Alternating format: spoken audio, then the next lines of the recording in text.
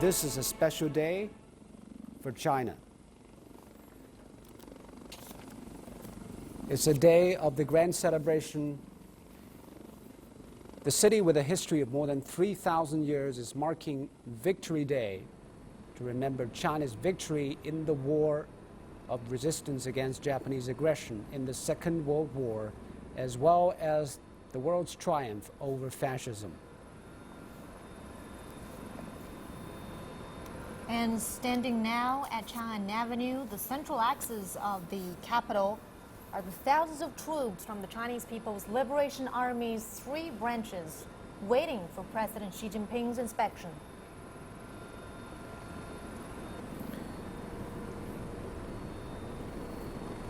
On September the 2nd, 70 years ago, China and the Allied countries accepted Japan's unconditional surrender.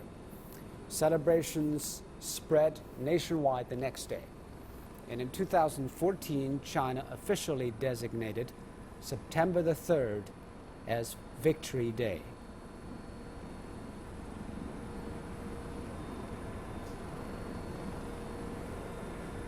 In modern history, Japan actually waged 2 wars against China, but each had totally different outcome. In the Sino-Japanese War of 1894 to 1895, which was primarily fought on the seas, the entire Beiyang fleet, one of the Qing imperial court's prized naval forces, was completely wiped out. And the signing of the Treaty of Shimonoseki to end the war saw Japan receive a huge indemnity from China, and which stoked its militaristic embers and desires. In 1931, Japan again invaded China. This time, it pushed deep inland, conducting mass killings and tipping the nation into peril. Now we have songs, patriotic songs. The ceremony will begin. Let's listen to some patriotic songs. During the war, people of all circles fought against Japan in their own way. Many patriotic songs were written to inspire people to fight for national salvation. What you hear now is the Kangda Academy anthem. Well, Kangda actually refers to the military and political university of resistance against Japanese aggression. The song is the anthem for the university and also the PLA, National Defense University now. It was written in 1937 at the order of Chairman Mao Zedong. In 1936, the former body of the Resistance University moved with the Central Committee of the Communist Party to its resistance base in Yan'an in northwest China. And later it changed its name and adopted a new anthem.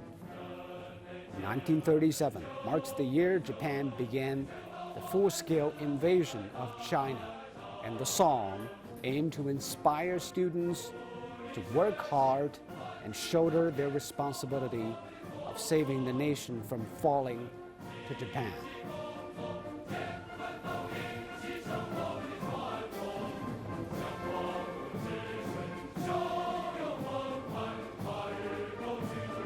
Military band and chorus numbering more than 2,400 now open the celebration with the songs and their band playing.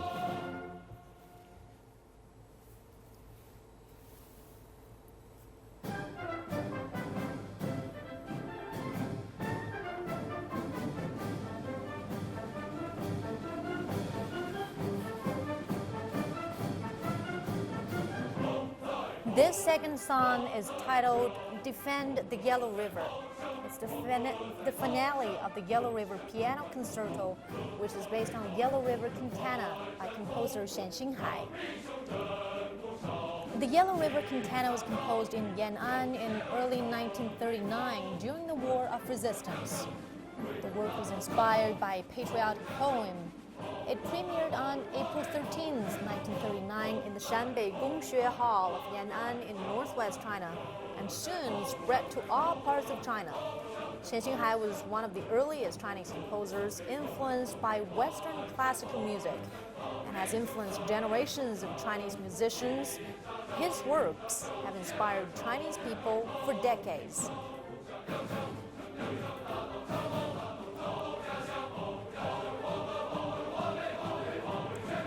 And this is an internationally known Chinese work that combines Western music methodology with Chinese source materials.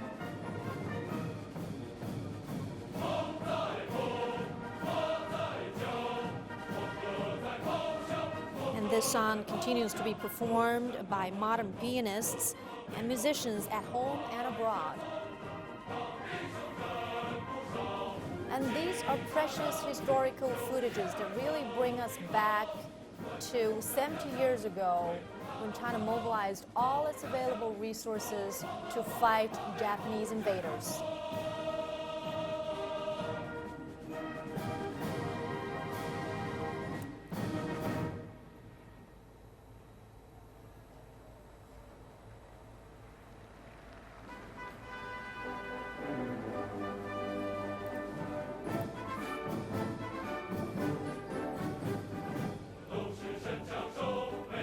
And this is a song a lot of Chinese are very familiar with, the guerrilla song. It was written in 1937, after the Battle of Shanghai broke out on August 13th. In that year, artists and musicians from Shanghai formed their own performance groups and traveled all over the country to promote the theme of national salvation and resistance against Japanese aggression.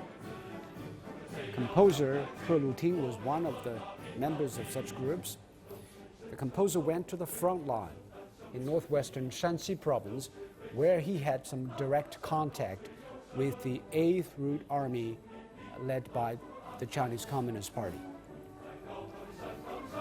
Realizing the importance of guerrilla warfare in fighting against the Japanese, the composer created this piece in the winter of 1937. And this song soon spread all over China. In 1938, the song was adapted into a chorus. The song describes the Chinese army's battling tactics at the early stage of the War of Resistance, and it is being served as one of the classics of Chinese patriotic songs.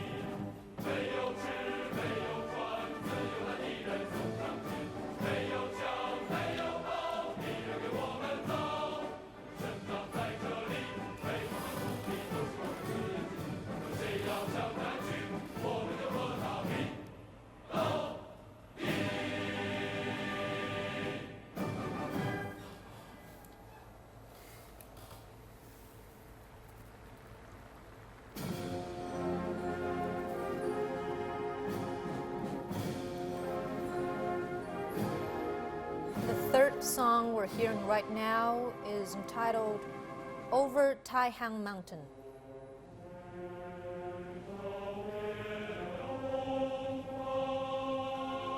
It was written by Gui Taosheng and music composed by Shen Xinghai in 1938.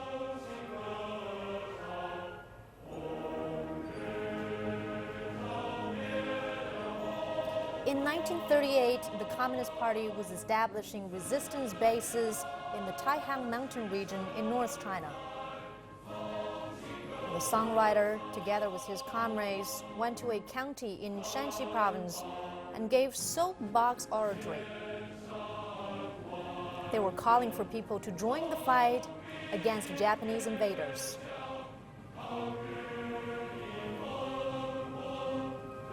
And the soapbox oratory was well received.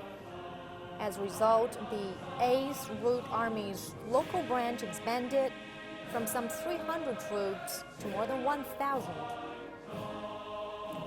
After seeing the touching scenes of wives and mothers sending their loved ones to the army, Gui wrote this poem, and then Xian composed music. This song quickly spread across the nation, inspiring countless people to join the fight.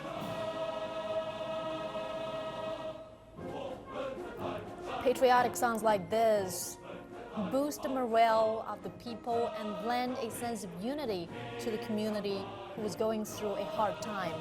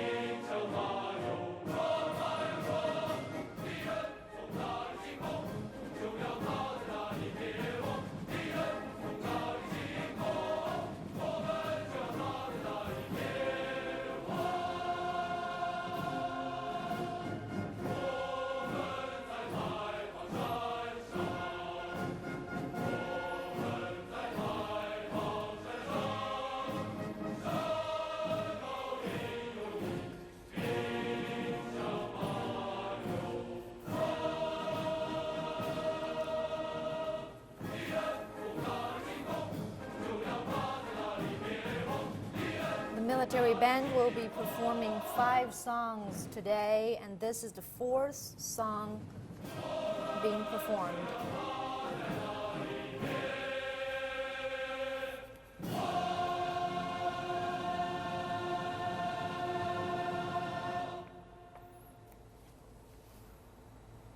This is a huge presence of musicians, a military band and chorus numbering 2,400 people.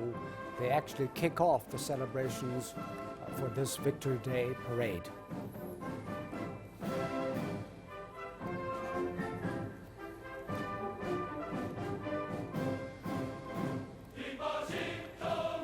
What we hear now is a contemporary song.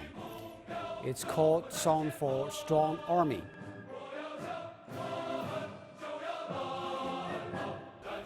The song basically calls on the service people to follow the lead of the party, achieve the target of a strong military force, and take their responsibilities in building a strong nation. The song comes as China pursues reforms and opening up to build a strong military. China has been implementing a military strategy of active defense. Strategically, it adheres to the principle of defensive operations, self-defense, and striking and getting the better of the enemy only after it was attacked. President Xi Jinping says China is a peace-loving country, but will never give up safeguarding its legitimate rights nor sacrifice its interests. And a strong military plays an irreplaceable role for the realization of the China dreams.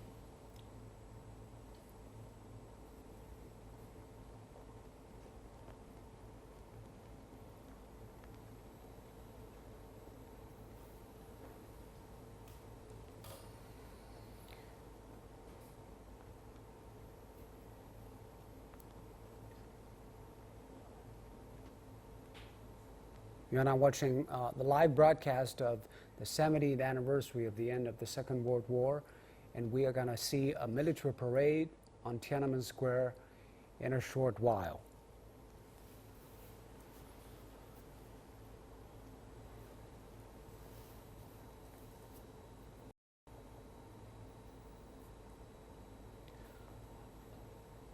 Over 40,000 people have gathered here in Beijing to witness this event.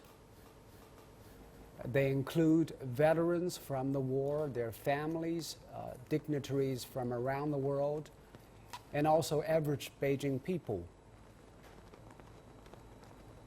In a short while, President Xi and other leaders will come to this Tiananmen restaurant President Xi is expected to deliver an address marking the occasion.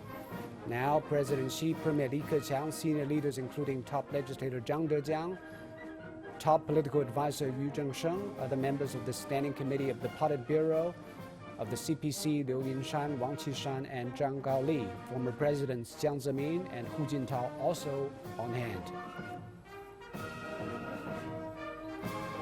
Dozens of foreign leaders, senior officials, and heavyweights have been invited to attend today's commemoration. There are also officials from the Central Committee of the Communist Party of China, the Standing Committee of the National People's Congress, the State Council, the Chinese People's Political Consultative Conference, and the Central Military Commission, as well as representatives of retired officials and representatives of veterans who took part in the War of Resistance.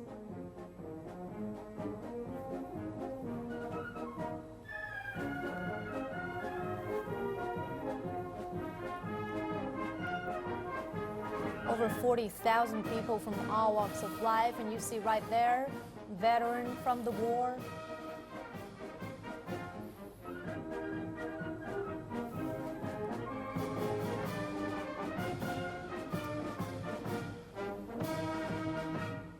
In about 2 minutes' time, President Xi Jinping will be making a speech, and he will then inspect the army.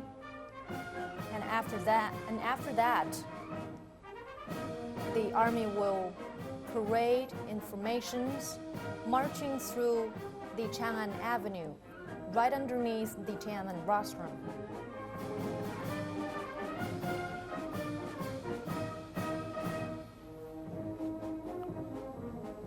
But the current generation of leadership, as well as past generations, have all shown up on Tiananmen Tower to reveal China's military might and also to commemorate the 70th anniversary of the end of the war, together with leaders from other countries who have been invited to witness this event.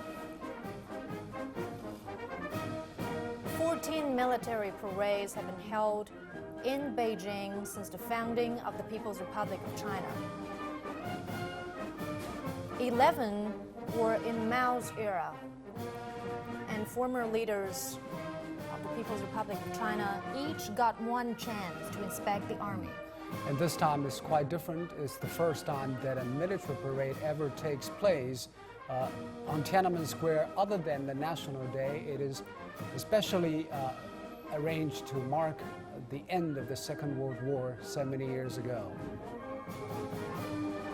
And it has become an international event because many countries' representatives were also showing up this time on Tiananmen Tower.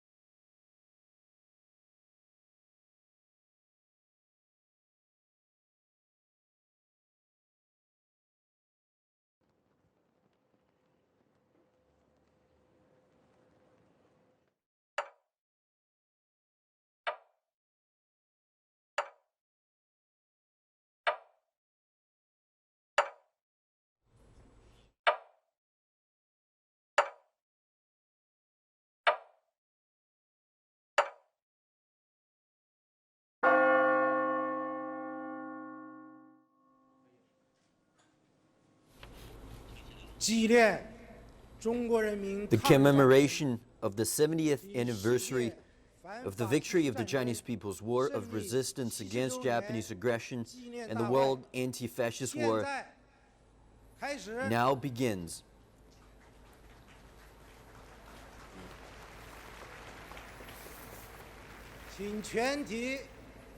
Please all rise.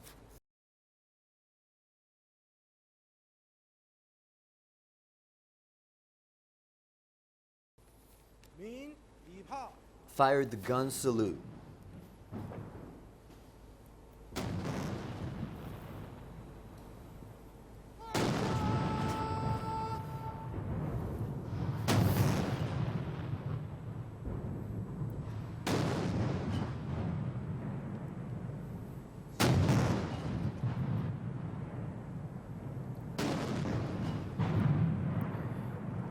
A 70-gun salute, one for each of the 70 years since the war was won.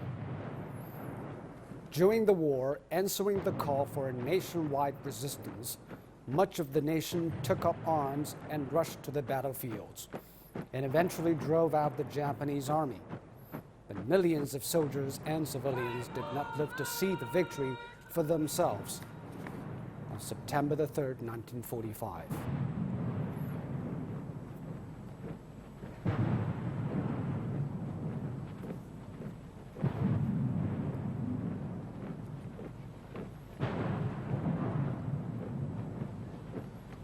Today's gun salutes honor those who gave their lives for peace.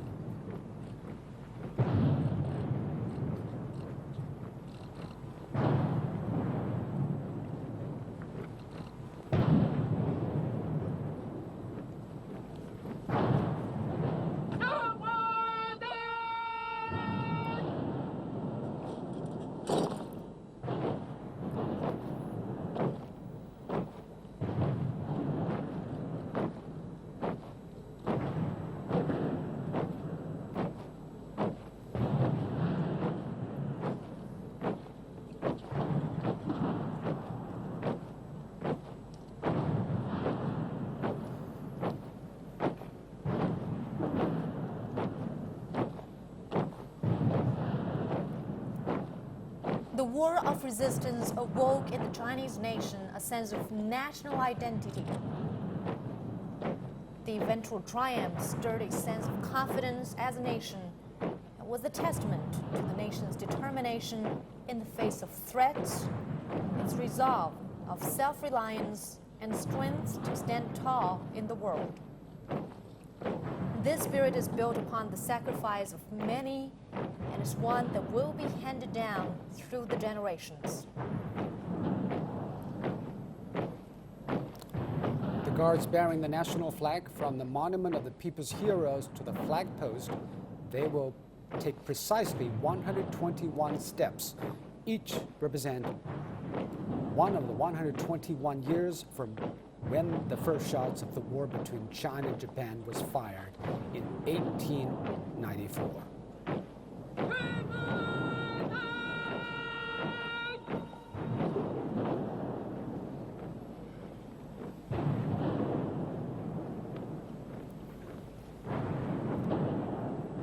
Next, the national flag will be raised as the national anthem is sung.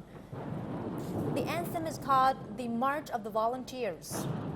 It was written in 1935 as a battle song encouraging the Chinese to fight for their existence, and also a song of victory for the world against fascism.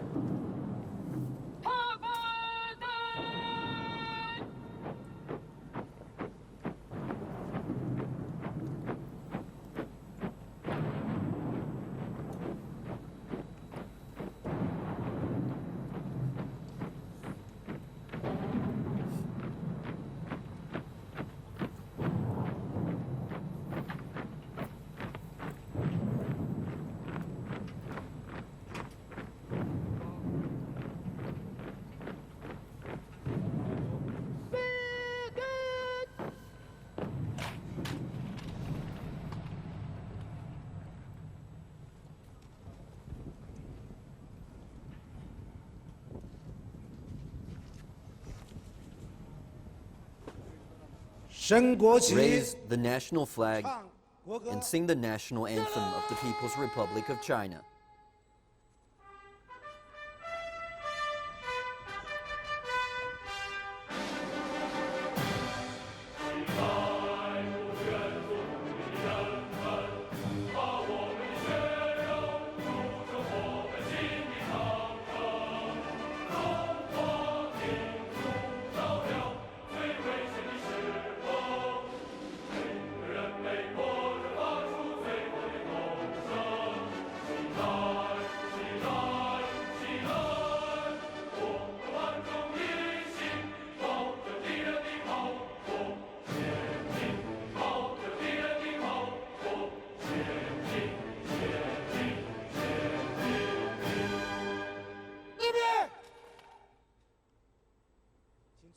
Please be seated.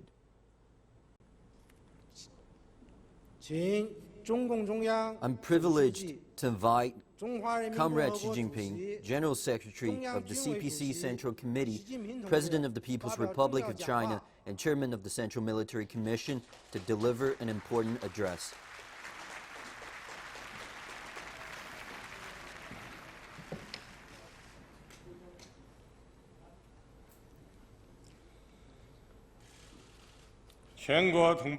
All my countrymen and women, Your Excellencies, heads of state and government,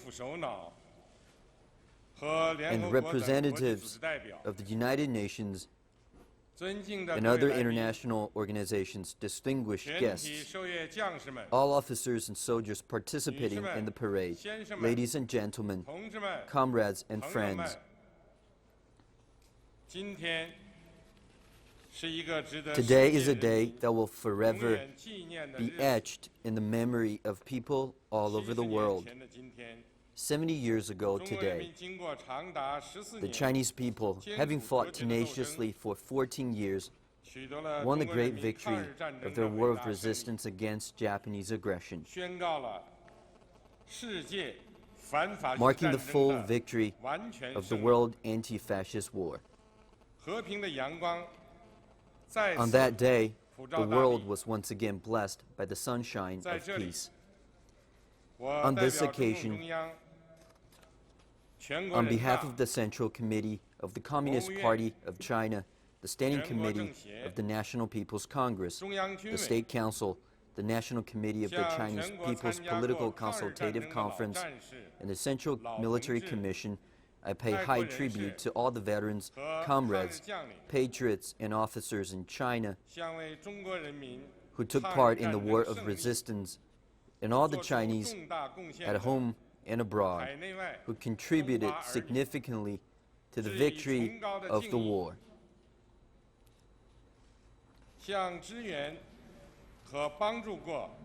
I extend heartfelt gratitude to foreign governments and friends who supported and assisted the Chinese people in resisting aggression. I also warmly welcome all the foreign guests and representatives of the armed forces of foreign countries present today.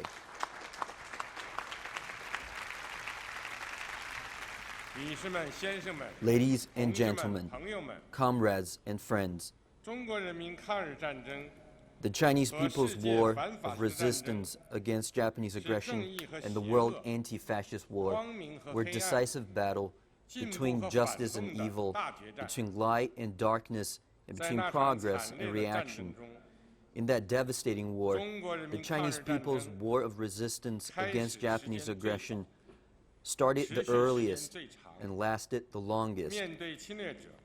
In defiance of aggression, the unyielding Chinese people fought gallantly and finally won total victory against the Japanese militarist aggressors, thus preserving China's 5,000-year-old civilization and upholding the cause of peace of mankind. This remarkable feat made by the Chinese nation was rare in the history of war. The victory of the Chinese people's war of resistance against Japanese aggression is the first complete victory won by China in its resistance against foreign aggression in modern times. This great triumph crushed the plot of the Japanese militarists to colonize and enslave China and put an end to China's national humiliation of suffering successive defeats at the hands of foreign aggressors in modern times. This great triumph re-established China as a major country in the world and won the Chinese people respect of all peace-loving people around the world.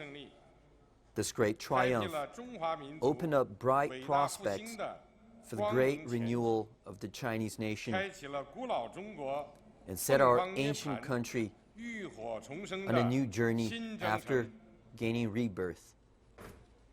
在那场战争中， During the war, 中国人民以巨大民族牺牲， with huge national sacrifice, 世 the 界 Chinese 反法西 people 战 held 争的 ground in the 东 main 方战 theater 场 in the east of the world 为世 anti-fascist 界 war, 反法西战争胜利， thus making major 做出了重大贡献。 contribution to its victory.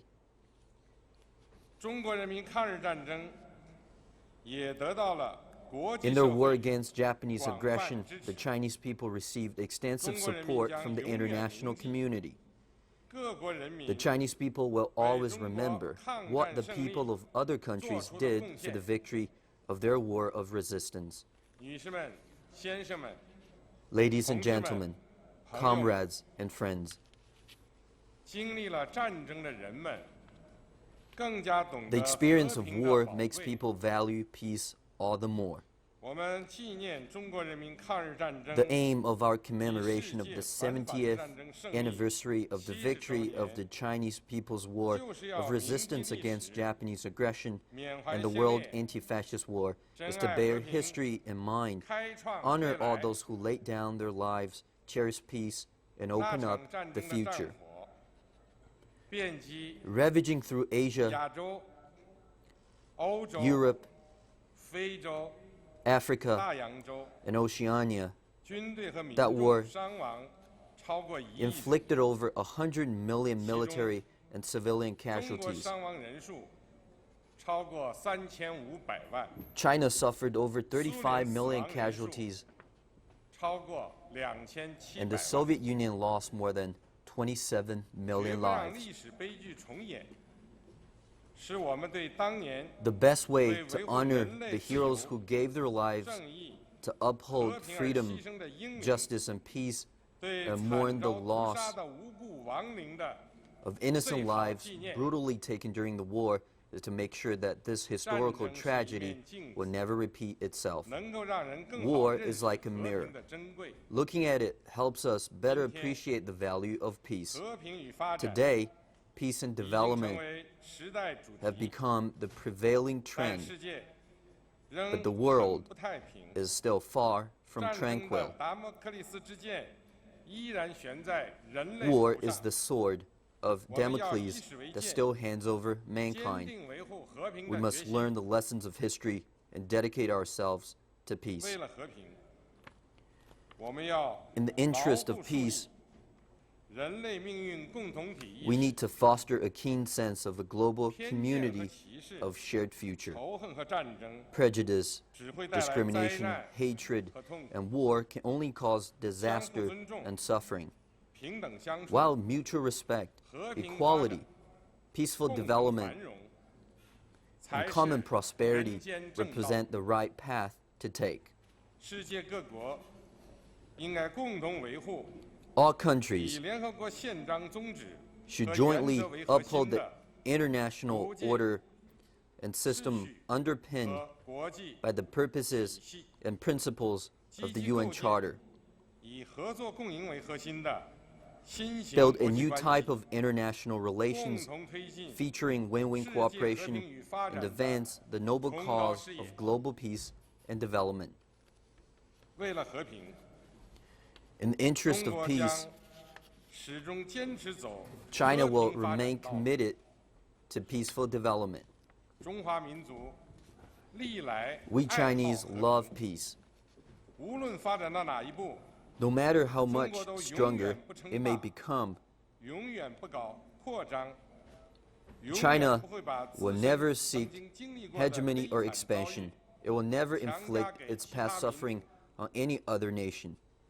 中国人民将坚持同世界各 The 国人民 Chinese people 友好相处。 are resolved to pursue 坚决 friendly 捍卫 relations with 中 all 国人 other 民 countries, 抗日战争 uphold the 和世界 outcomes of the Chinese 反法西 people's 战 war of 争 resistance 胜利 against 成果 Japanese aggression and the world 努力为人类 anti-fascist 做 war, 出新的更大 and 贡 make 献。 greater contribution to mankind. 中国人民解放军是人民子弟兵， The People's Liberation Army of China 全军 is 将 the 士 People's Army. 要牢记 All of its 全心 officers, 全意 men and 为人 women, 民 must 服务 bear 的 in 根 mind 本 the 宗旨。 responsibility of serving the people 忠实履行 wholeheartedly, 保卫祖国 faithfully 安全 fulfill 和人民和平生活的 the sacred duty of protecting the nation's security and people's 忠 well-being, 实执行维护世 and 界 carry 和 out 平 the 的 noble mission of 神圣 upholding 使 world 命。 peace. 我宣布， Here I announce 中国 that China 将裁减 will 军 cut 队 the 员 number 额 of its 30 troops 万。 by 300,000.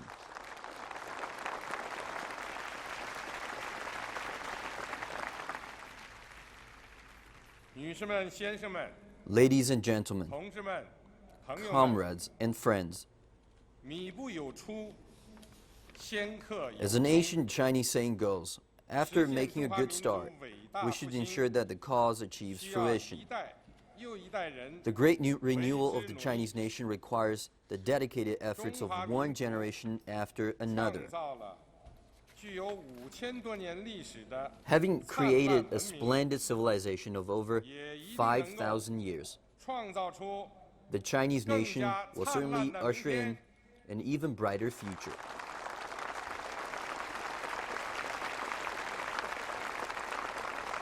前进道路上， Going 全国各族 forward, 人民要在中国共产党领导下， under the 坚 leadership 持以马克思列宁主 of the 义、 Communist Party of China, we people of all ethnicities across the country should take Marxism, Leninism, Mao Zedong thought, Deng 科 Xiaoping 学发 theory, 展观， the important thought of the three represents, and the scientific outlook on development as our guide to action. We should follow the path of socialism with Chinese characteristics, 弘扬 pursue 伟 the 大的爱国主义 four-pronged 精神， comprehensive strategy, 弘扬伟 promote 大的抗战 patriotism 精神， and the great spirit of 万 resisting 众一 aggression, 心，风雨无阻， and 向着我们 forge 积极的 ahead 目标继续奋 as 勇 one 前 to 进。 reach our goals.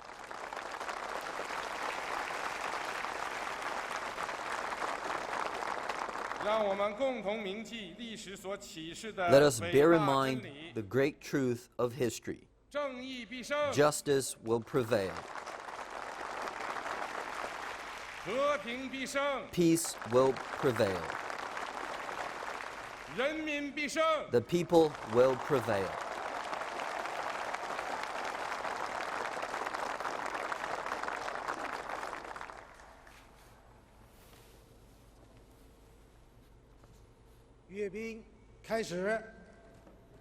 Now the inspection of the troops begins.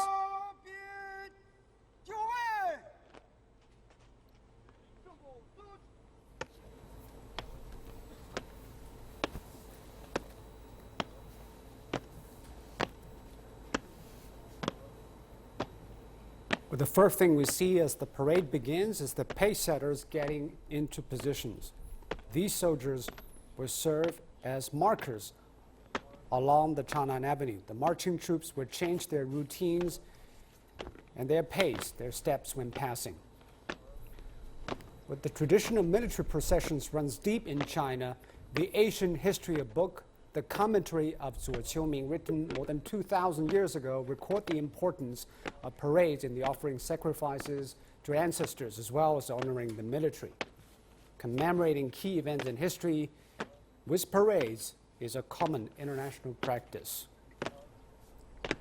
Well, China has held 14 parades since the founding of the People's Republic.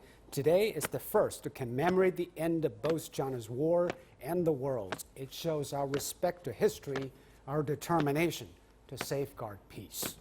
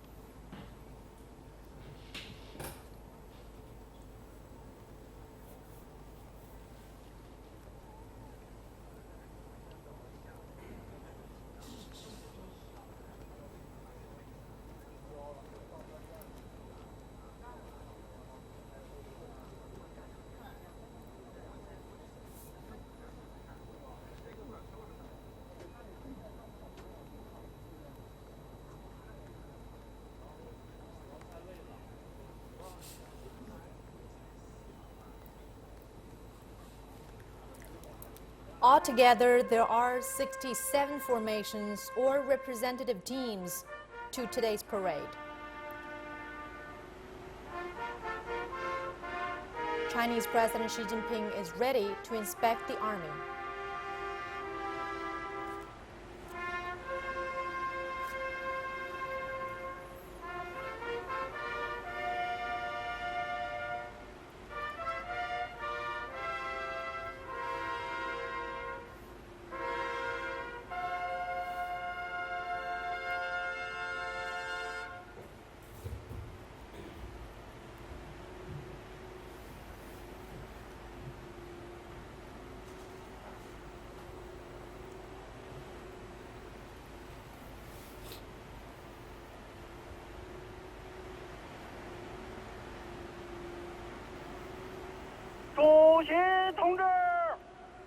Mr. President,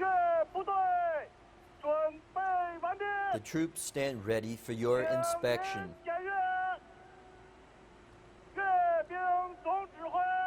This is the Chief Commander of the parade.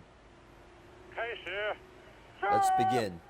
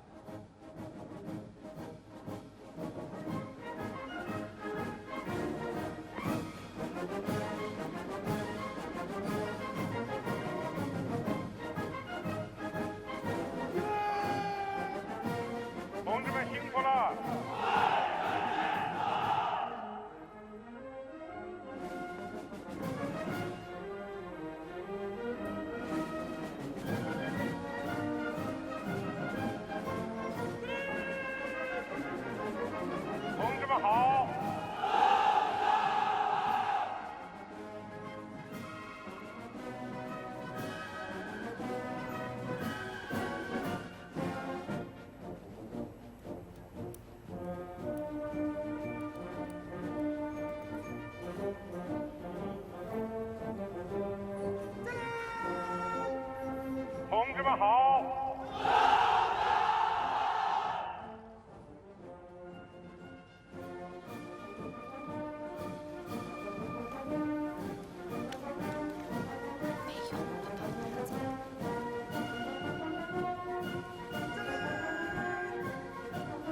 同志们辛苦了！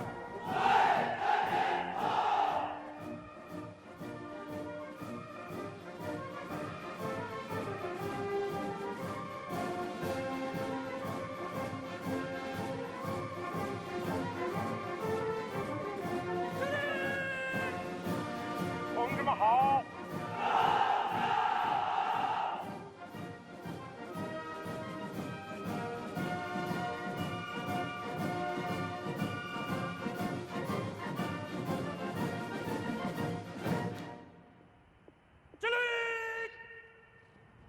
同志们辛苦了！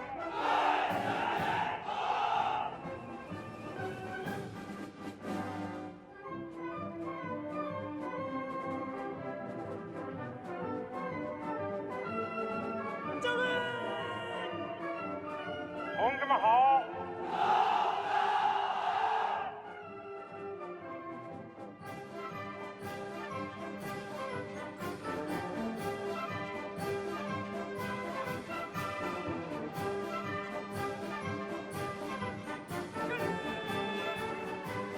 同志们辛苦了！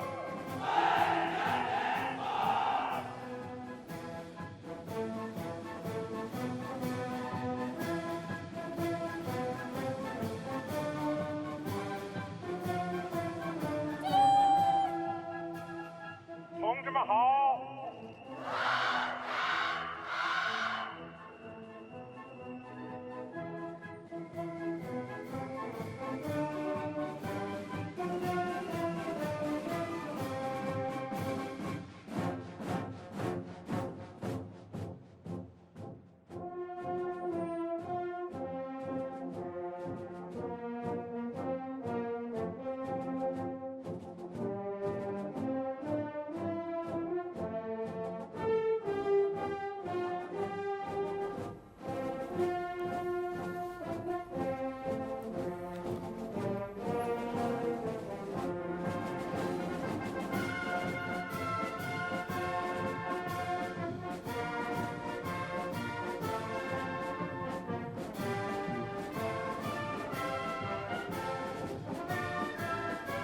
！After inspecting the troops, now President Xi is returning to Tiananmen Square.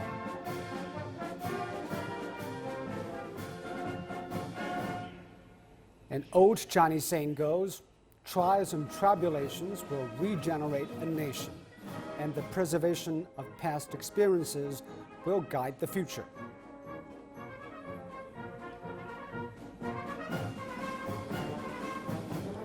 Looking back at the war, victory could not be won without a spirit of national unity, nor without the defense put up by the Chinese Communist Party. The nationwide resistance was the effective weapon.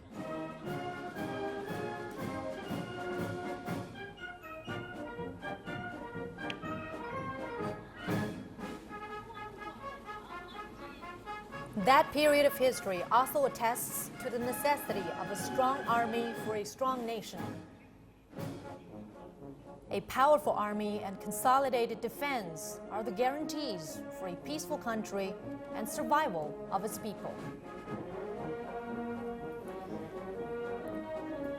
That history also demonstrates the growth of a Chinese army committed to serving the people and loyal to the leadership of the CPC.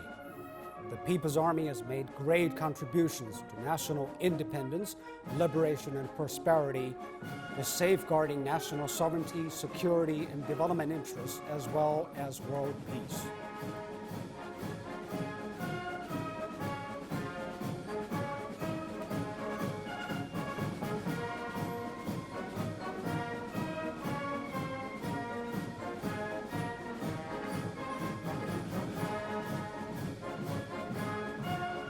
Today, the PLA has developed into a modernized, high-technology-based army consisting of multiple forces. The CPC's goal is to build a loyal, adept, and commendable force befitting of the times. Every generation of the Army shoulders the responsibility of a particular era.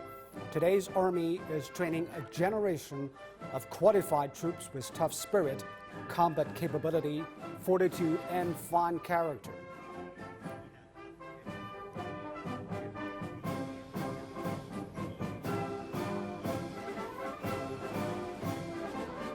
One of the most enduring lessons of the war for China is the need to unswervingly pursue the path of peaceful development.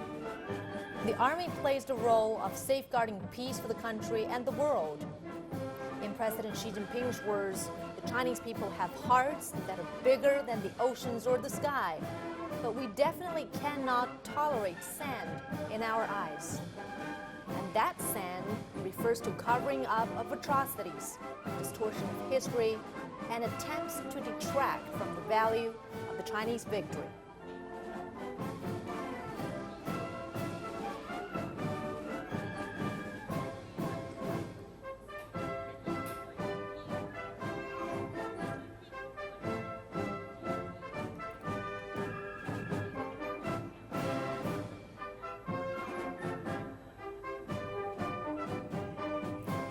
But the Chinese Army has stood the test of war. In this new chapter, it is developing itself into a more powerful force to protect the country in the new era.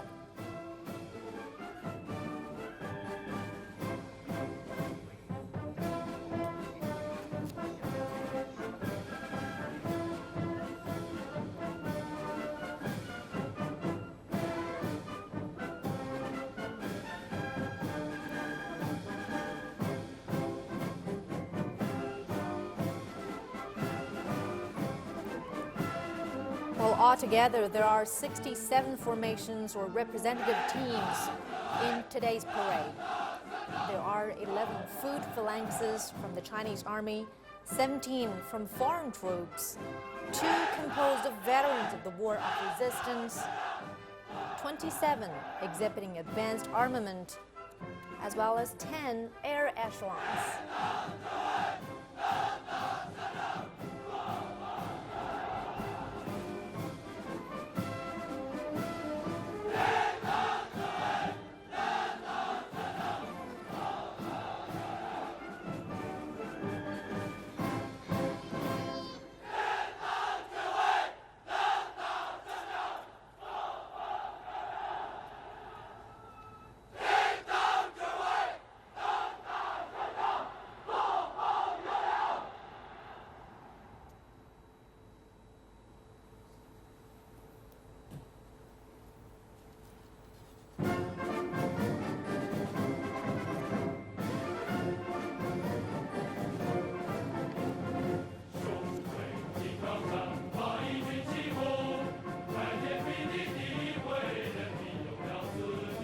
Very soon the troops will begin to march.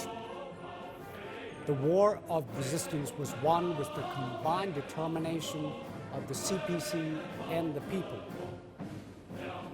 China was the major east battlefield of the Second World War. The fight on this front locked in 94% of the Japanese land forces, impeding Japan from redirecting its aggression to the rest of the world.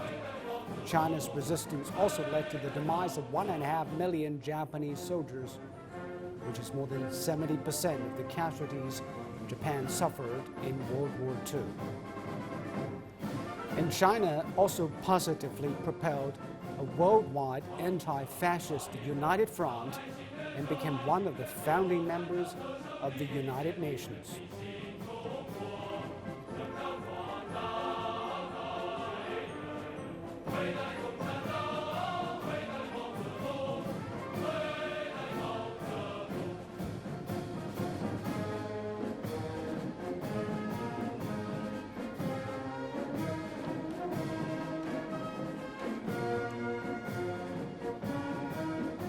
China's military and civilian casualties reached 35 million. And that alone accounted for 1/3 of the entire world's atrocity casualties in the Second World War.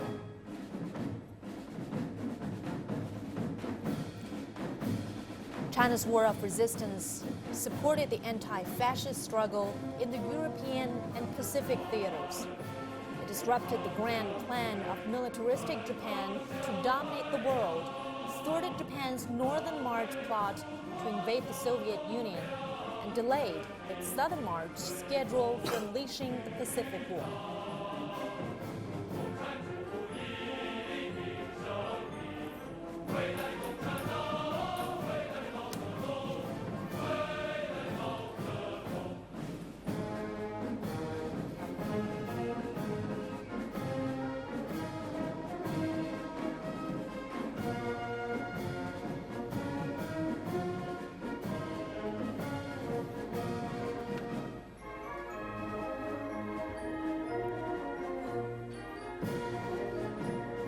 US President Franklin Roosevelt once said that without China, or if China had been defeated, many more Japanese divisions would have been deployed to other areas, and they would have been able to occupy Australia and India immediately without any trouble and then push to the Mideast.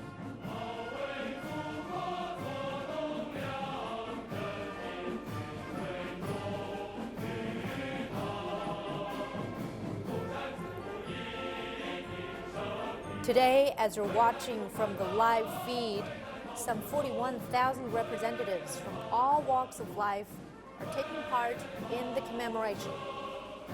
Among them are veterans, international friends of China, public figures, and exemplary figures. More than 1/3 of participants are members from the public. No matter who they are, where they're from, everyone is sharing the glory of victory in the Chinese capital.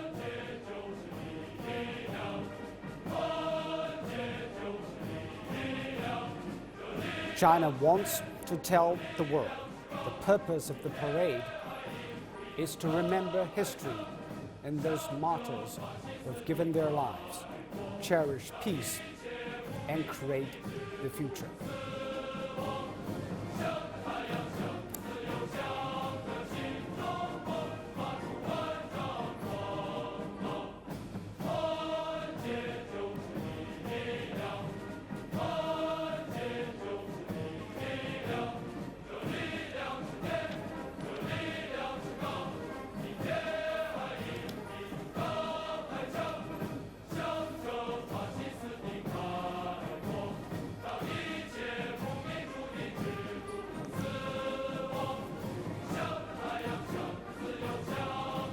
Today's parade is intended to commemorate history, cherish the memories of fallen revolutionary heroes, and uphold peace and usher in the future.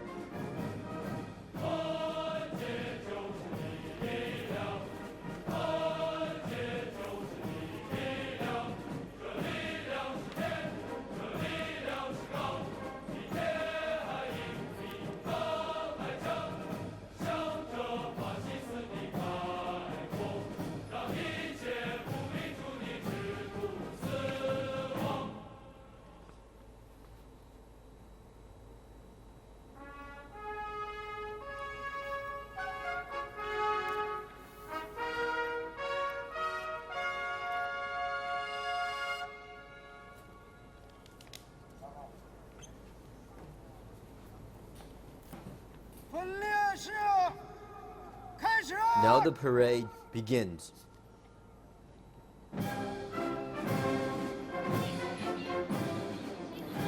Incoming now are the air flag guards bearing the Chinese flag and the flag of the Chinese People's Liberation Army.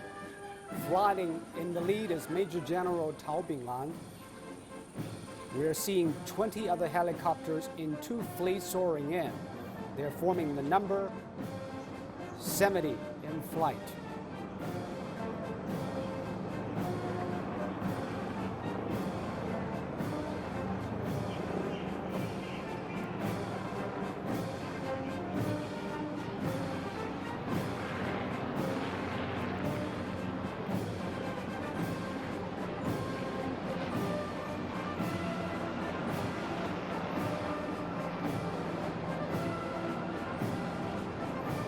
And now a flyover by 7 training jets whose trails represent a journey to a bright, colorful future.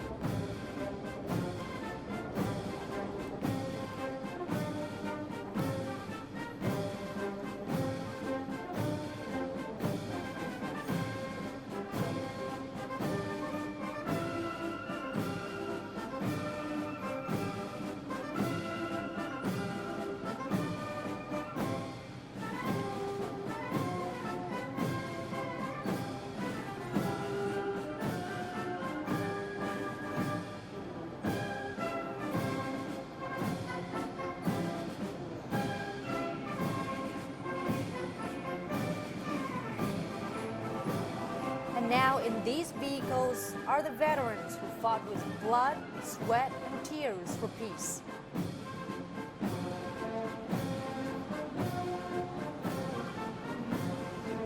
Riding alongside them are 45 soldiers from the Motorcycle Honor Guard Unit. The motorcycle escort fleet is an honor usually reserved for state guests. It was disbanded in 2003 because of disruptions to traffic, but resumed in 2014. Among the veterans are those who served in the 8th Route Army, New 4th Army, Northeast United Resistance Army, and South China People's Counter-Japanese Guerrilla Force, as well as the Kuomintang forces. The average age of these veterans is 90 years old.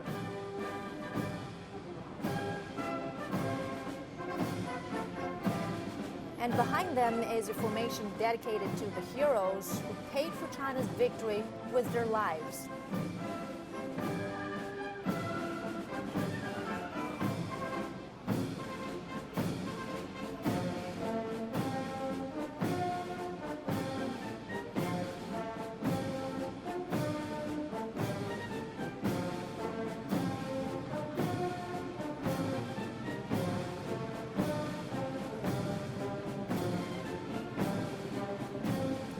Following behind are the descendants of veterans. Their average age is 78 years old.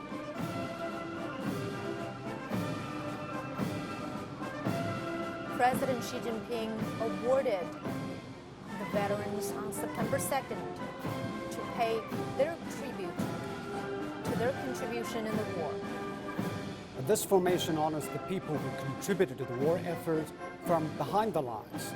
Members represent those who provided essential support to Chinese soldiers, sending daily necessities including food and clothes, as well as secretly relaying news to the soldiers.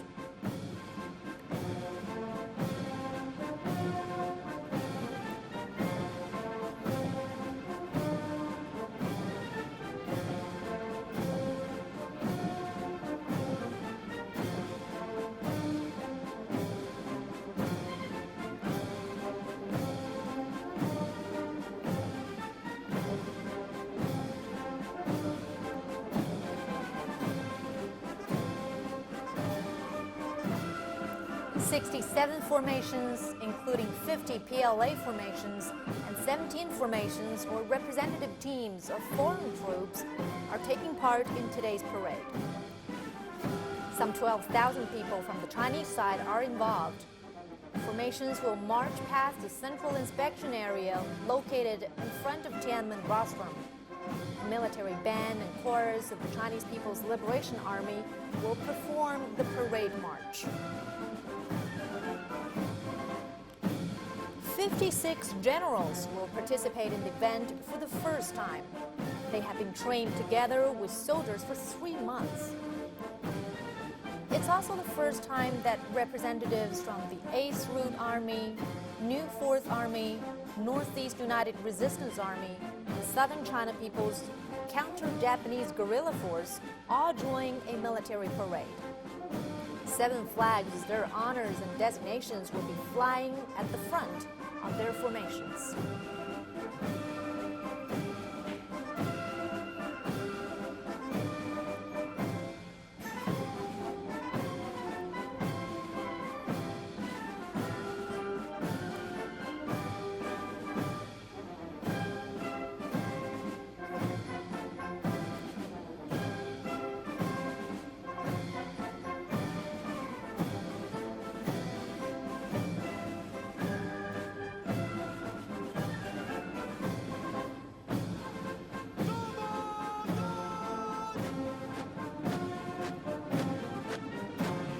And now here comes the Honor Guards, composed of the PLA's 3 branches, the Army, the Navy, and the Air Force.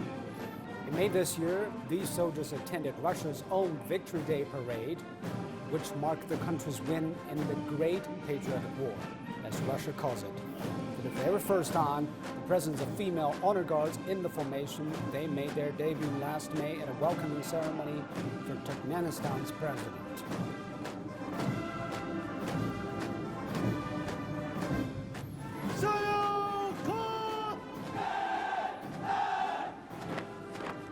Major General Zhang Haiqing and Zhao Jilu are leading the formation of the 5 heroes of Mount Langyashan.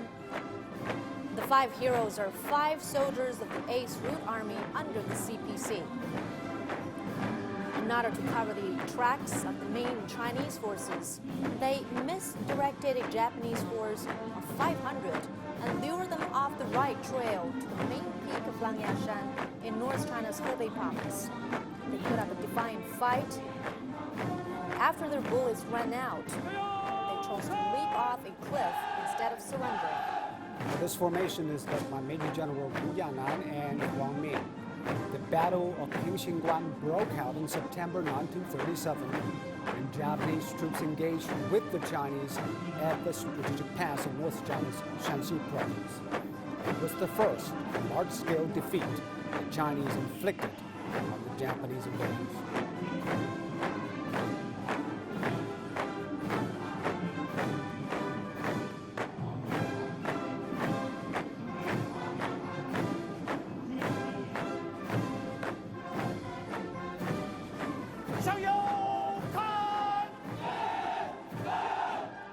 Walking down the Chang'an Avenue now is the formation of the Bayonet Company of Heroes in the 100 Regiment campaign, led by Major Generals Deng Zhiping and Gao Wei.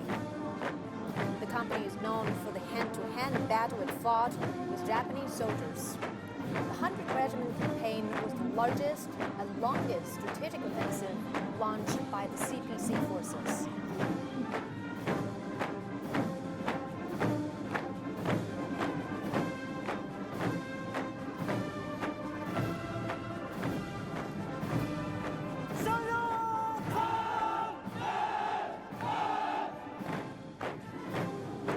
Major Generals Lin Qiangyang and Hong Jiangqiang are leading the formation of the company of model fighters in the night raid in Yanlingbao.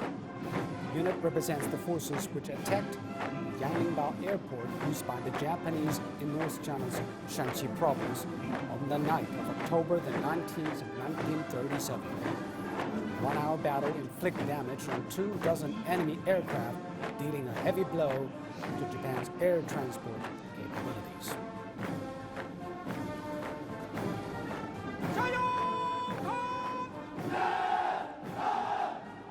Marching forward now is the formation of the Company of Heroes of the Yanmenguan Ambush, led by Major Generals Wang Xiubin and Zhou Xigen. The company launched 2 ambushes at Yanmenguan, a pass in North China's Shanxi province, and cut off the Japanese supply line. During the 8-year war, the 8th Route Army under the CPC brought down over 1.25 million in the Japanese army.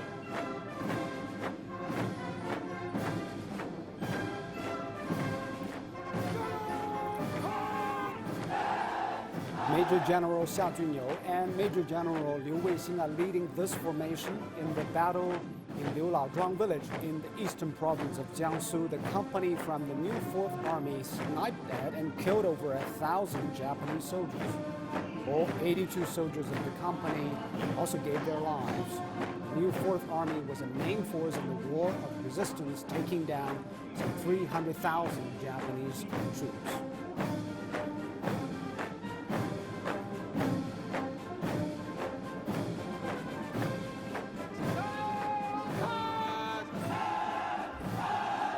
Major Generals Tian Fuping and Zhou Jianguo are leading this formation. In 1945, this company of new 4th Army launched attacks on Japanese troops in the southern part of Suxian County in East China. Only 16 of the 106 soldiers of the company survived the battle.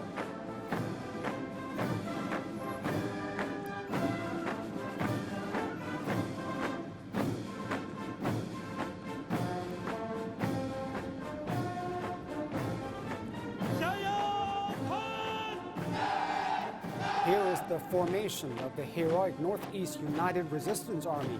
Major General Wang Chengwei and Major General Wang Yinfang are leading the formation. The Northeast United Resistance Army was the earliest resistance force formed under the CPC. Resistance in the Northeast locked in a large amount of Japanese forces, keeping them from being redirected to the wider stage of the Second World War.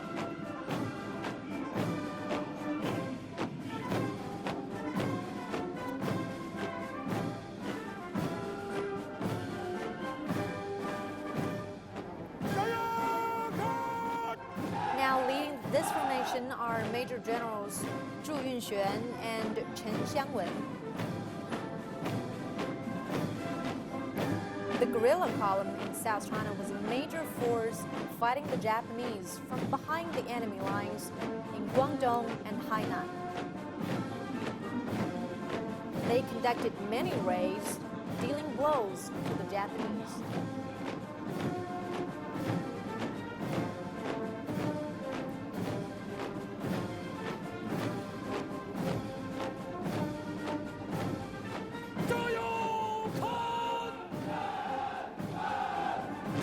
Leading the formation are Major General Xu Ping and Gong Chunyan. The People's Armed Police grew out of troops which also fought in the War of Resistance and are known for a number of valiant battles.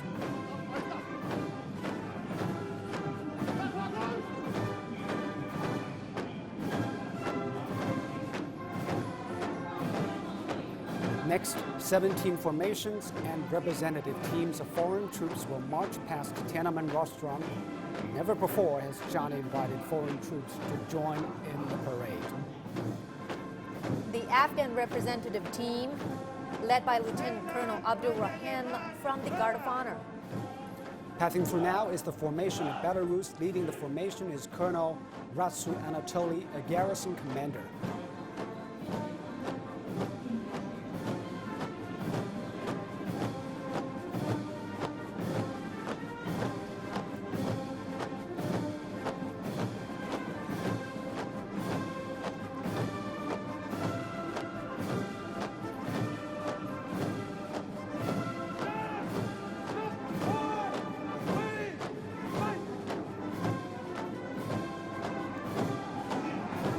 Now the Cambodian soldiers. Colonel In Hiep, Vice Captain of the Honor Guard, leads the team.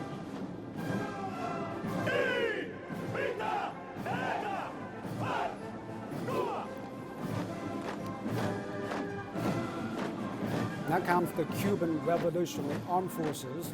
They're led by Lieutenant Colonel Jose Luis Peraza, Captain of the Honor Guard.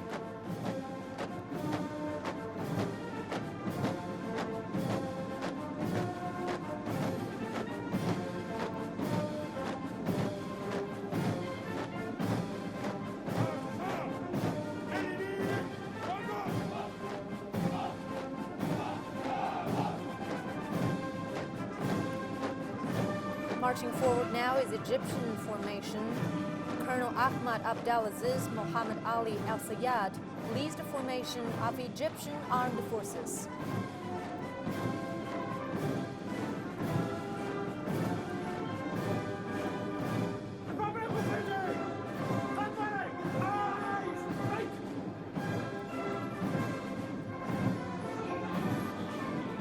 The team of the Republic of Fiji military forces is led by Master Sergeant Wasaki Wesia Balay Ratu from the Strategic Command.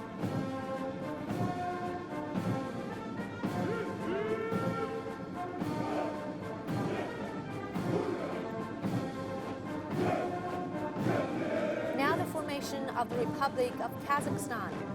Leading the formation is Colonel Aldriorov Nurlan.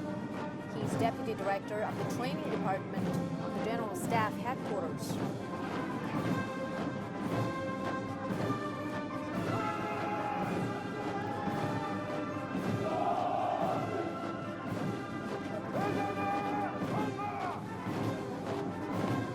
And right now is the formation from Kyrgyzstan led by Colonel Isakov Daniar.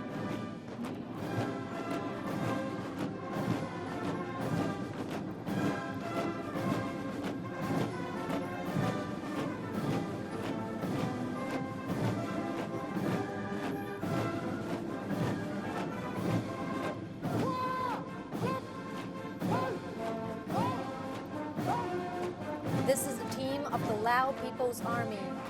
It is led by Captain Khan Villafon.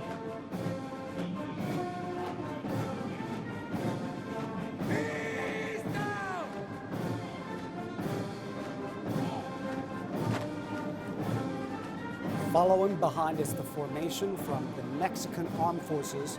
Lieutenant Colonel Jose Carlos Luna Loaiza leads the formation.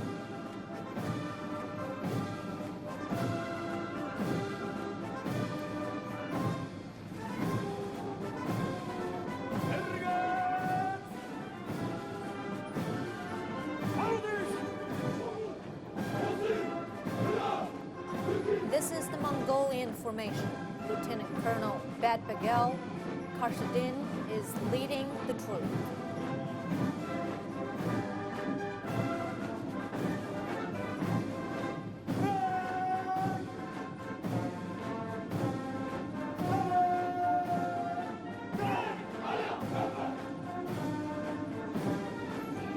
The Pakistan Armed Forces formation is led by Lieutenant Colonel Muhammad Taib.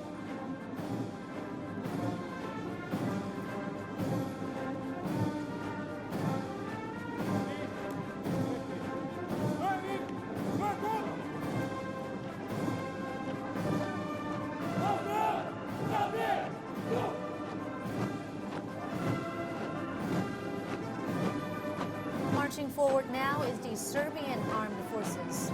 Major Marko Majanovic is leading this formation.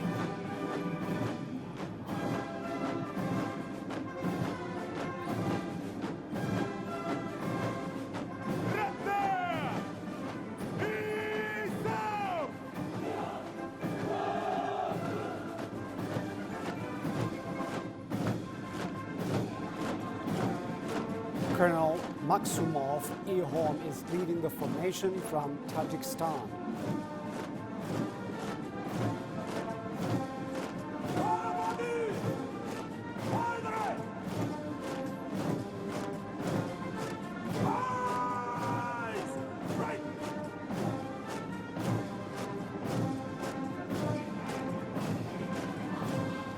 This is the representative team of Vanuatu. Lieutenant Boma Avia from the Mobile Force is leading this formation.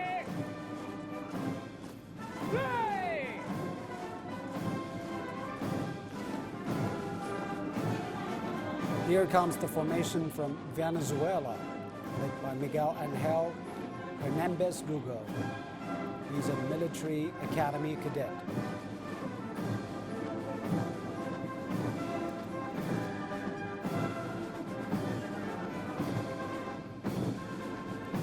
This is the Russian formation. It is led by Senior Captain Bobrov Dmitry Alexandrovich. There are 85 soldiers from the country's 154th Privatchensky Independent Regiment, which serves as the official honor guard regiment of the Russian Armed Forces. The honor guards of this regiment also took part in Russia's Victory Day parade in May and were the first to march into Moscow's Red Square. The representatives of veterans of the Red Army of the Soviet Union, their descendants also attending the commemoration. 70 years ago, many foreign soldiers and international friends fought along with China, including U.S. Flying Tigers Commander Claire Chennault, Canadian Dr. Norman Bethune, and Indian Dr. Dwakanath Kotnis.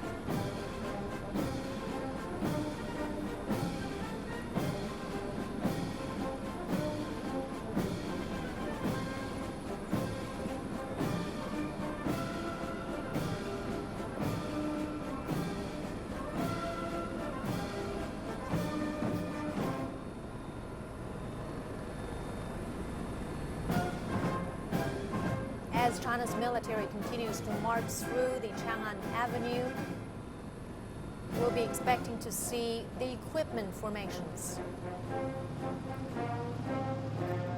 Well, the next formations are a display of the PLA's advances in equipment and weaponry. Everything on display is China-made and in active service. 84% are being shown to the public for the very first time.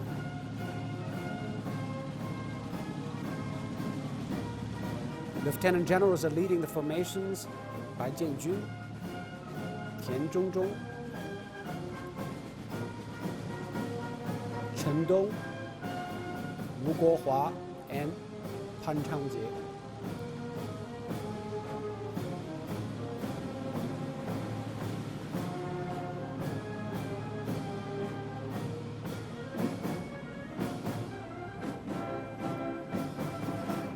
Coming into view now is the Ground Assault Unit, made up of 9 formations.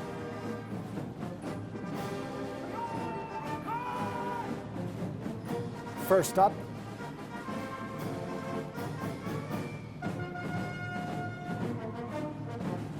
the tanks.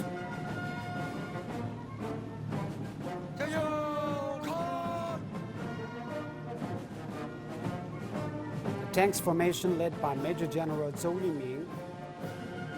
This 99A tank has advanced firepower, mobility, and defense capability.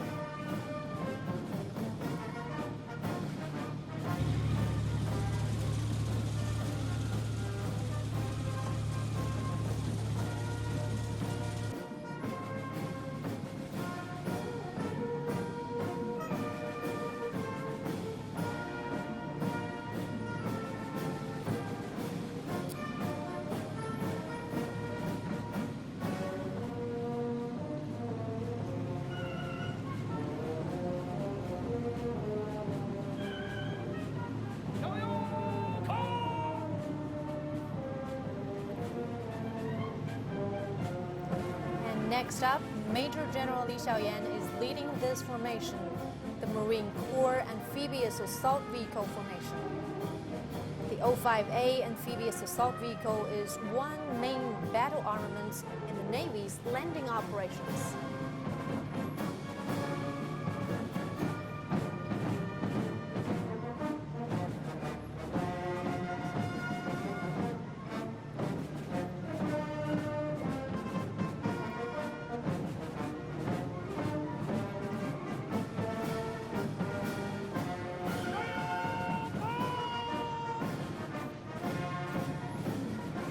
Leading the next formation is Major General Li Ming.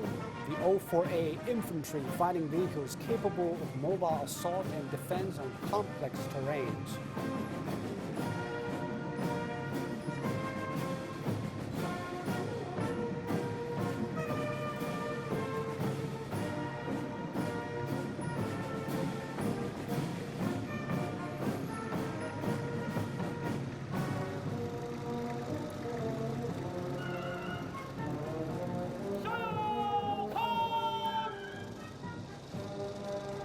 Following up now is the airborne fighting vehicle formation, led by Major General Jing Tao. The airborne fighting vehicle can be rapidly mobilized and counter ground attacks from the air. It is also capable of long-distance, non-stop action and deep strikes.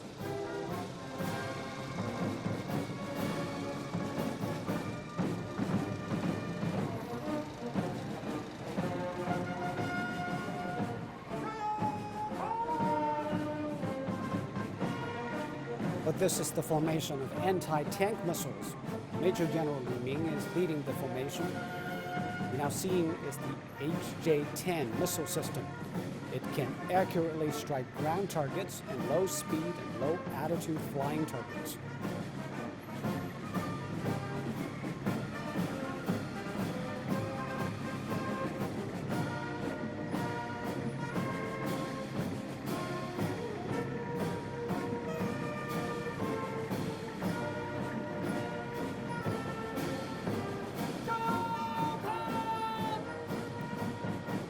Up next is the formation of tracked self-propelled artilleries led by Major General Liu Ming. And what we're seeing is the Type 05A-155 self-propelled howitzer. It plays an important suppressive role in combat.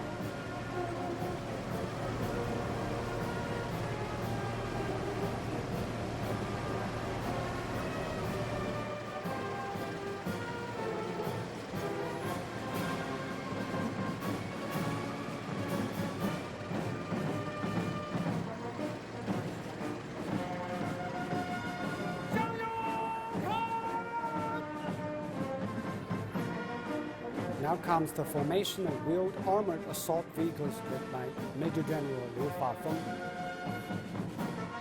The Type 11 amphibious assault vehicle are mainly used for rapid deployment, capture of key areas, and rapid ground assault.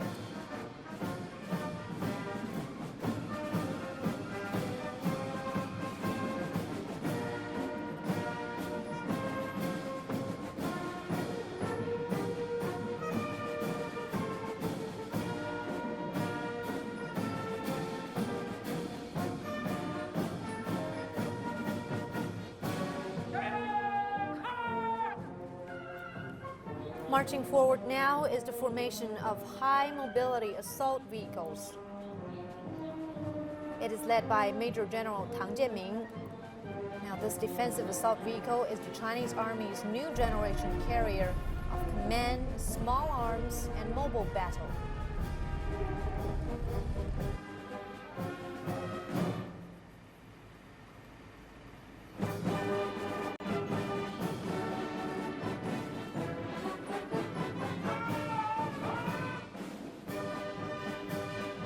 This is the formation of the Armed Police Anti-Terrorism Assault Vehicles led by Major General Meng Ming. Armed police are the assault forces in fighting terrorism. They have an accomplished track record in handling unforeseen and sudden events and fighting violent crimes.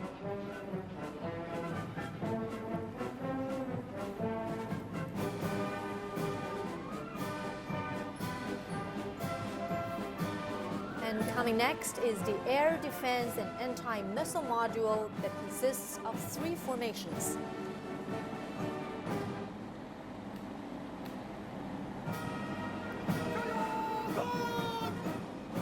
And here's the formation of anti-aircraft artillery led by Major General Sun Yongbo.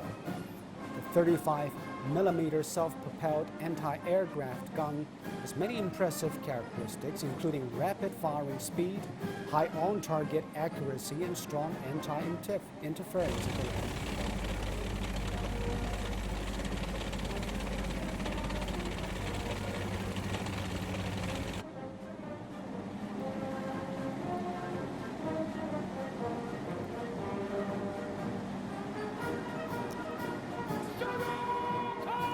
Major General Liu Mingbao is leading the first formation of surface-to-air missile. The HQ-9 is capable of countering saturation attacks, operating in a complex electromagnetic environment, and intercepting multiple airstrike weapons.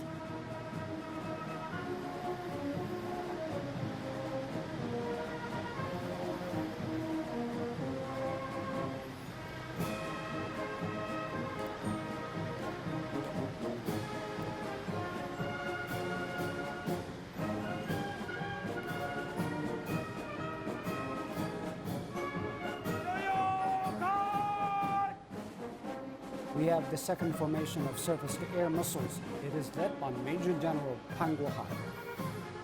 The HQ-12 surface-to-air missile is China's mid-to-high altitude air defense weapon. The HQ-6A is China's new generation terminal defense armament.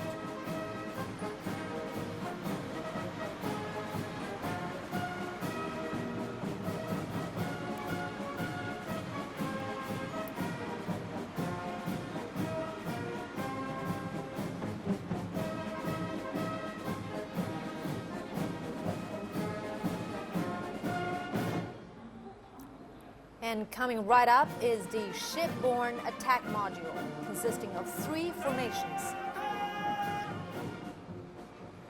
Major General Huang Xinjian is leading the formation of ship-to-air missiles.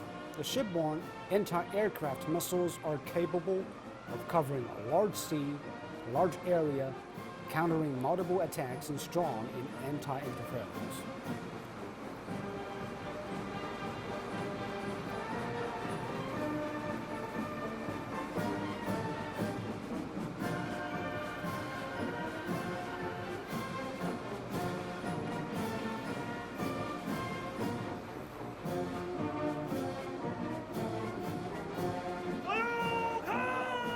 Following behind is the formation of anti-ship missiles led by Major General Liu Gengqun. They are the key players in maritime combat and are an effective means for defending sovereignty, maritime rights and interests, and are the features of a modern maritime defense system.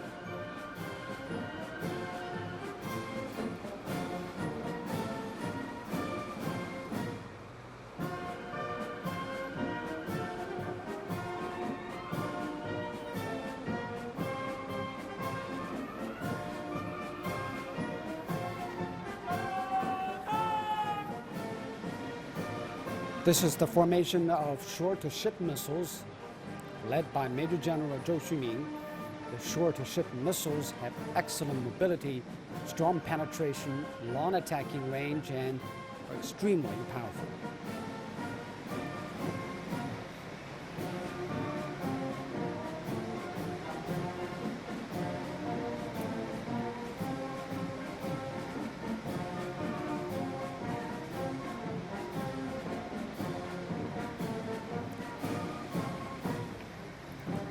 There are 6 formations for the strategic strike module, including the 2nd Artillery Force.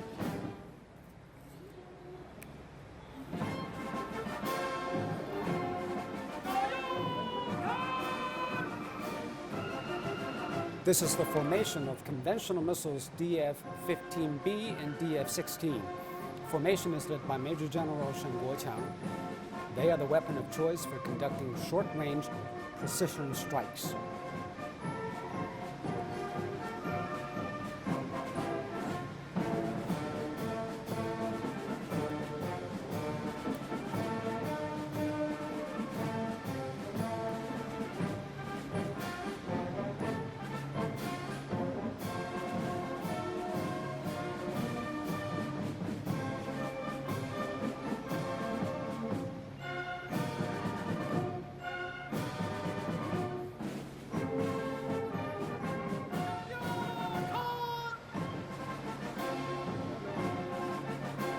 Here comes the 2nd formation of conventional missiles, led by Major General Li Jun. The DF-21D is a land-based anti-ship ballistic missile. It serves as one of China's important weapons in asymmetric warfare.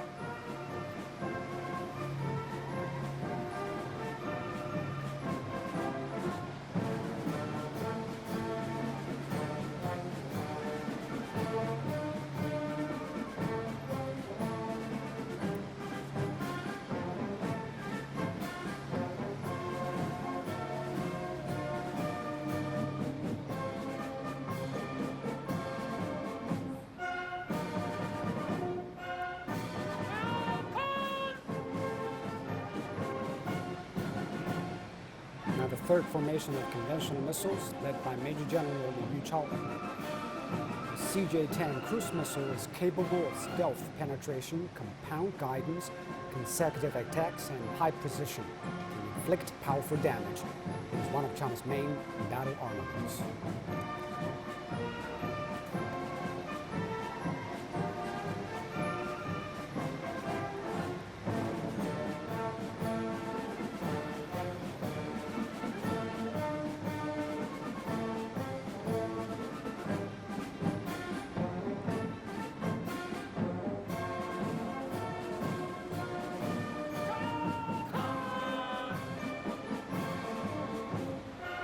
Here comes the formation of missiles for both nuclear and conventional use. It's led by Major General Xue Jinfeng. The DF-26 can conduct medium to long-range, precise attacks on key ground targets and large to medium naval ships. It is China's new weapon in its strategic deterrence systems.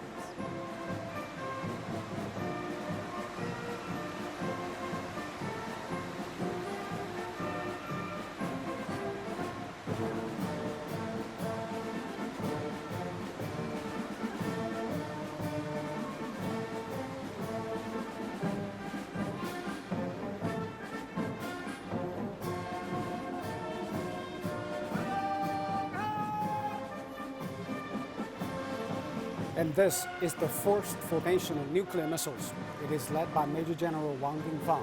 What we are seeing now is DF-31A, a solid-propelled intercontinental ballistic missile. The DF-31A, it is an important strategic armament in maintaining national security and world peace.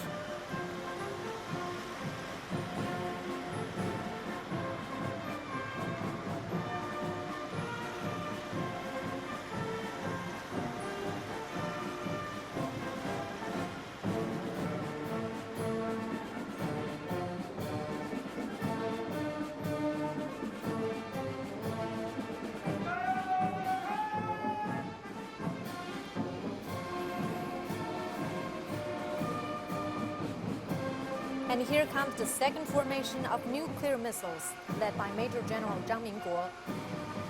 The DF-5B is an intercontinental ballistic missile. It is a shield in the defense of national sovereignty and national dignity.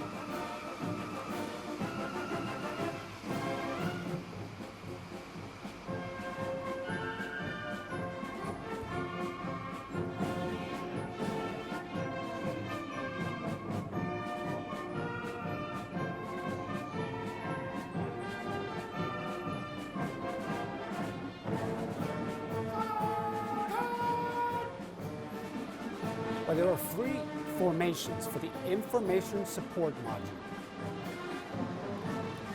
Now is the early warning radar formation led by Major General Hou Haitao. The equipment has high mobility and performance. It can operate independently and is an important safeguard of the nation's air security.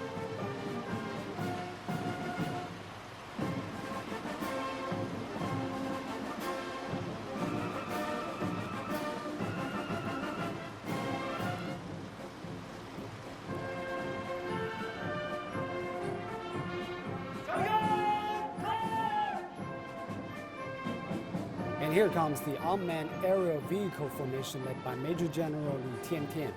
The UAV unit provides new means for the military to handle diversified tasks. It is multifunctional, covering reconnaissance, guides, strikes, strategies, campaigns, and tactics.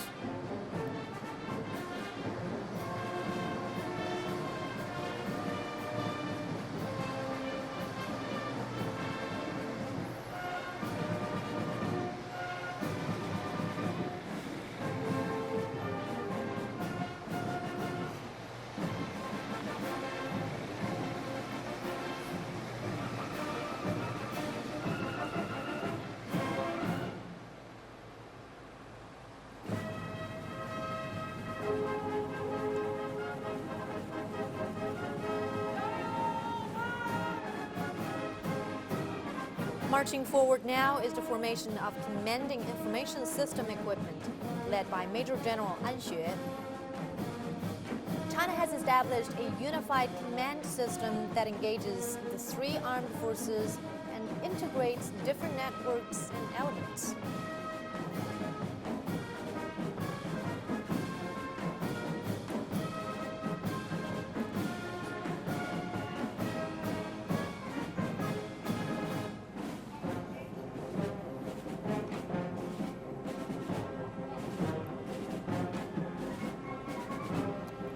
There are 3 formations for logistics and equipment support. Here comes the logistics support formation led by Major General Li Gong. China is speeding up the construction of a new generation logistics support system and upgrading its capability with the aim of securing all-round modern logistics.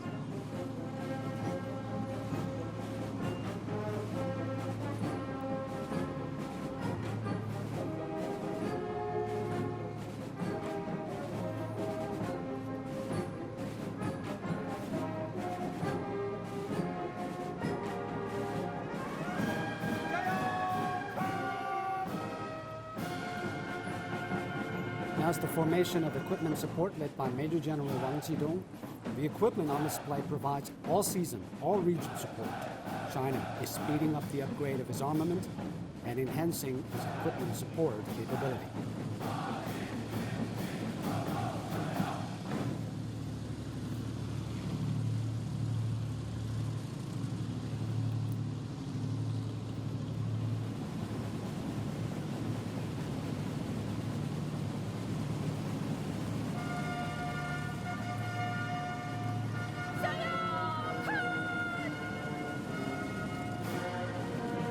This formation is the Bethune Medical College, led by Major General Tian O.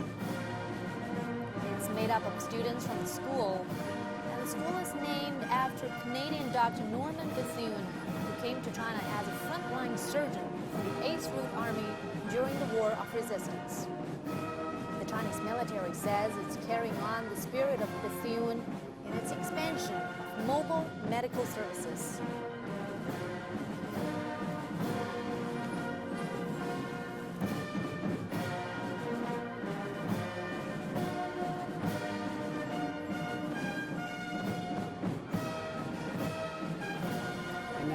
Let's look up in the sky. Air echelons are the last formations. Flying overhead now is the echelon of the lead aircraft.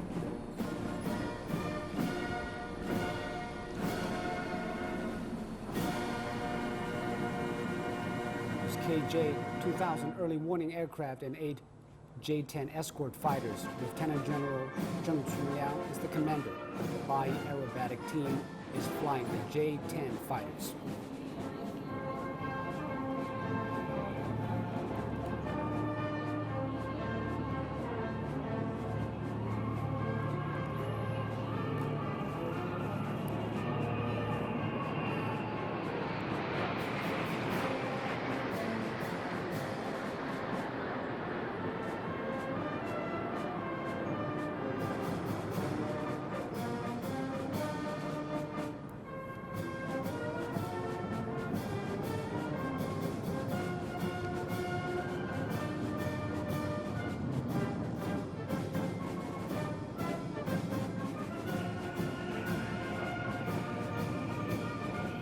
Now is the echelon of airborne warning and control system aircraft.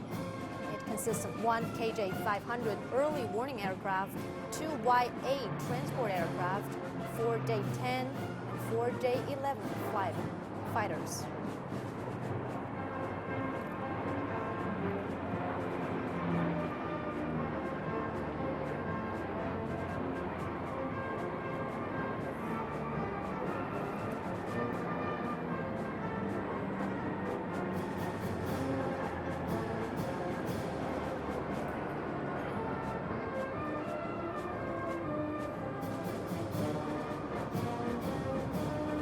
Now the echelon of maritime patrol aircraft. It consists of 3 special models of Y-8 aircraft and 10 JH-7A fighters.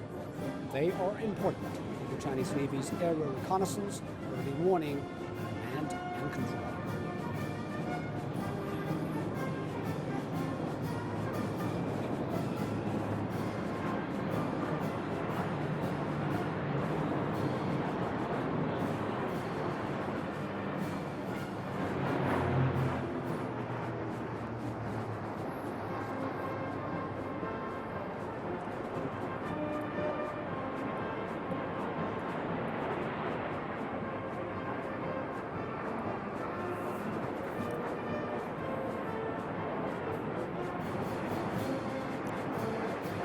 right overhead now is the echelon of H-6K bombers forming 3 flanks. The H-6K can carry cruise missiles and air-to-surface missiles. It's capable of long-distance raids, wide-ranging patrol, and strikes reaching outside defense zones.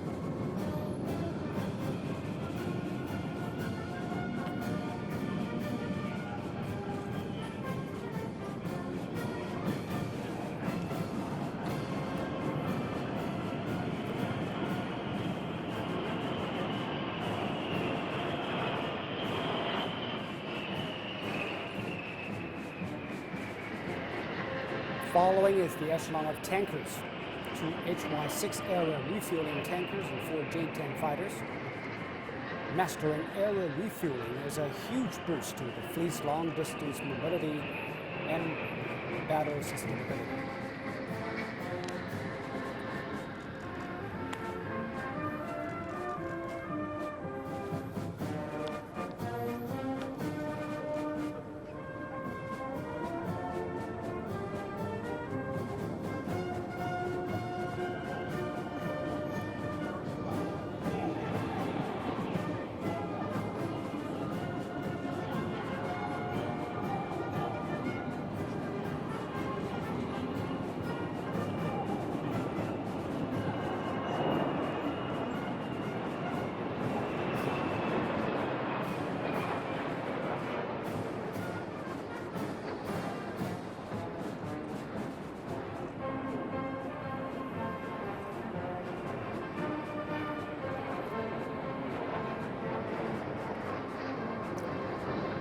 The first echelon of fighters is now flying towards Tiananmen Square.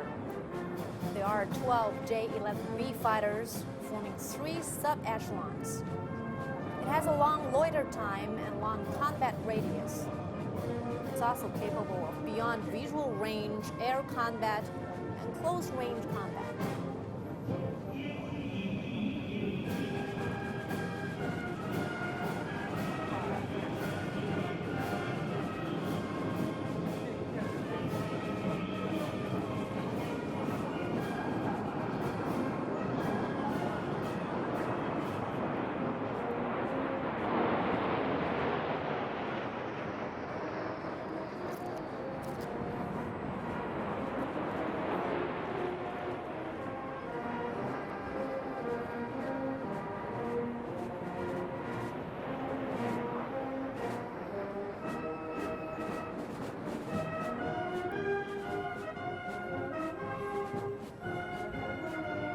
Next is the second echelon of fighters.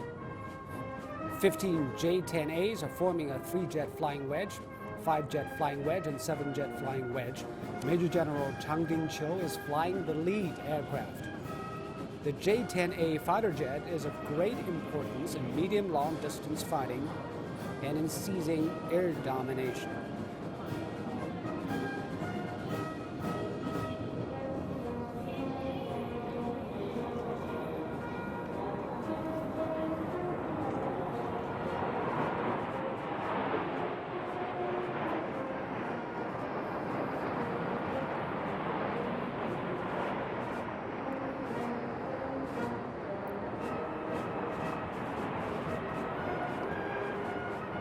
The echelon of carrier-based aircraft consists of 5 J-15 fighters. The J-15 fighter has successfully conducted ski jump, takeoff, and arresting gear landing on an aircraft carrier. It marks the breakthrough of China's fixed-wing aircraft turning from land-based to carrier-based. It lays a solid foundation for building up Chinese aircraft carriers' fighting capability.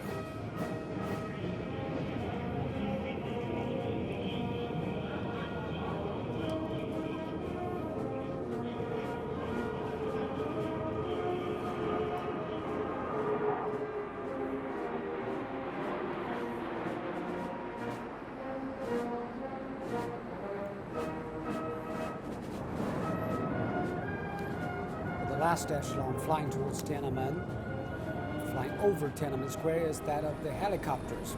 70 helicopters and 7 flying wedges in one rank. The Air Force is one of the main powers in all-around assault. It is a key player in modern warfare and non-war military operations as well.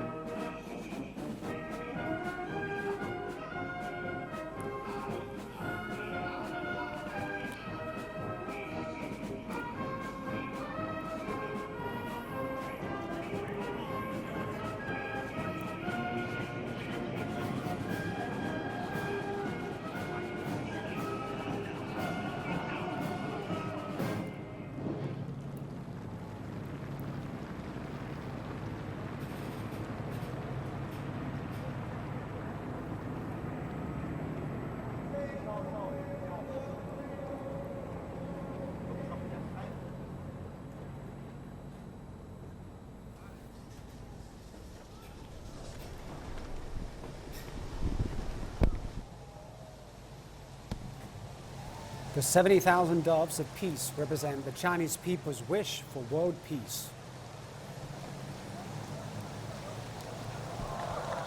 Victory Day reminds us all of the pain of war and how precious peace is.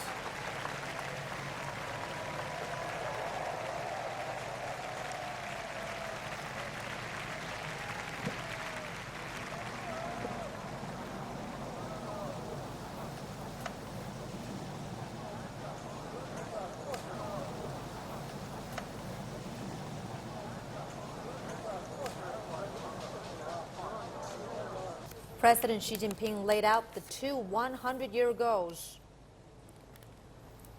One is building a moderately prosperous society in all respects by 2021, when the CPC will celebrate its 100th anniversary. And the other is building an affluent, strong, civilized, and harmonious socialist modern country by 2049, the 100th anniversary of the founding of the People's Republic of China. And China is now moving closer than ever towards this vision. Victory Day reminds us of the importance of remembering the past, remembering the experiences that shape our present day. The victory belongs to the Chinese. It also belongs to all the peace-loving nations and people.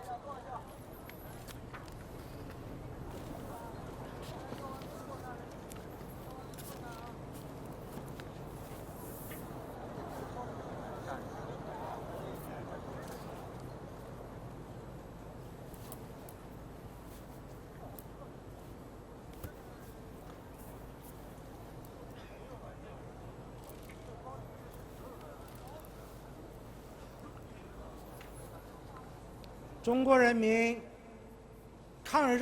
commemoration of the 70th anniversary of the victory of the Chinese People's War of Resistance against Japanese aggression and the World Anti-Fascist War now concludes.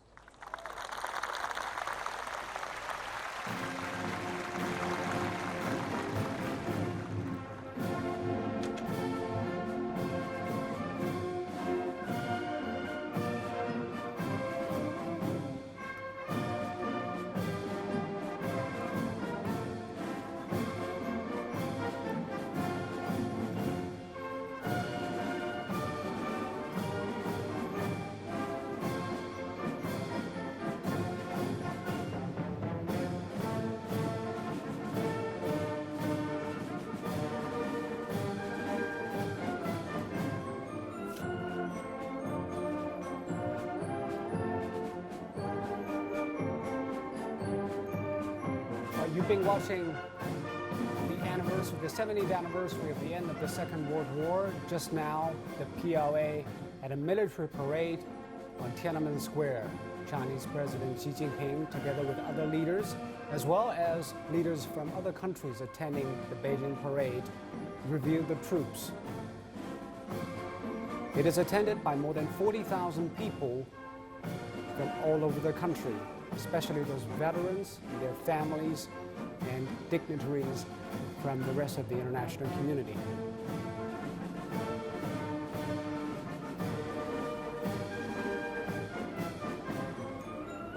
And President Xi also delivered an address ahead of the military parade, expressing China's wish to maintain peace, to remember those war heroes, and look forward to a future that will be blessed with peace-loving people.